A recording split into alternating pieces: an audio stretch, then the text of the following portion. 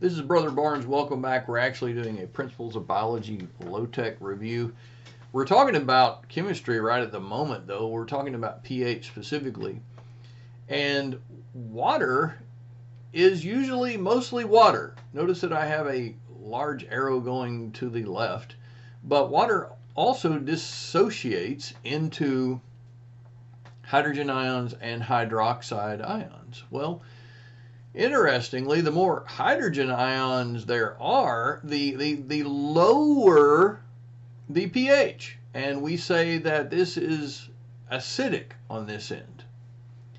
The more hydroxide ions there are, the more basic and the higher the number. So let's look at a few questions based on this information.